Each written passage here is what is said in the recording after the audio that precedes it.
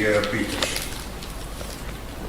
Pierre wordt geboren op 28 augustus 1920 in de Maastrichtse Meestraat als eerste zoon van Twan Pieters en Cornelia Aardes. De tweede zoon heette Thomas, op zijn Maastricht is er Tum. En hij was een jaar jonger. Een mooie stoor op jonge leeftijd in 1924, ik denk dat hij al een longziekte. En er was geen meer bewust die voornamelijk de zorg van de twee kinderen op rekening nam. Want pa Pieters zei niet zat worden, gaf ivrig al zijn energie om de kinderen en poesjakkerde in de fabriek van de Zeenkle de IJzer. Later verhuisde de familie naar de Tafelsort 10. In de eindpalm hoe 4 families woonden. Wie waren een ivrige leerjong.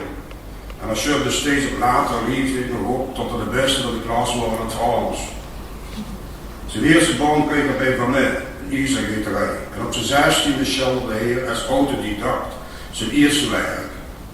Een vrouw die veel in Rusland zit te benen. In die tijd ging hij ook naar de ambassade en die te ontwikkelen als bankwerker. Maar toen brak de oorlog uit en Pierre wordt als veel anderen naar Duitsland getransporteerd. Hij komt terecht in Jena op een munitiefabriek. Daar moest hij keugel maken. Hij vertelde dat het heel werken was en het eten was niks enkel potage, dat is ook een strees, dat sop en boeit. Bij zijn broer Tum was slimmer en hij ging naar de avondschool.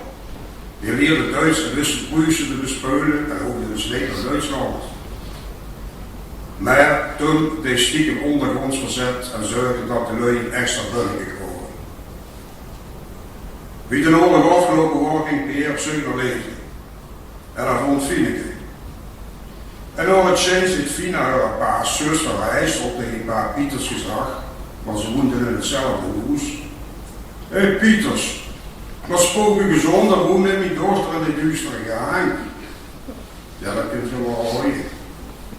Ze trouwden in april 1948 en wij wordt geboren in september. Daarna kwam hij, Tum en 10 jaar later Jo en Arina. Een hele rits. In 1958 verhuisden ze naar Kaarberg, een nieuwe buurt. Na de oorlog was Pierre gaan werken bij een zeker Berens en was verantwoordelijk voor zijn Gert-Frans fabriekschip. Noets was er kraan en wist alle machinerie te bedelen. Fina reclameerde Dexter zacht aan, ga je eens op zijn vragen, maar er was een bescheen of ernstig gebeurd.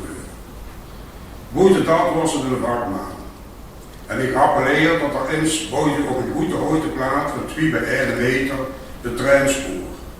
Met overweesjes, tunnels en lijmpjes. De treintjes sjeesden over de races tot ze gek worden.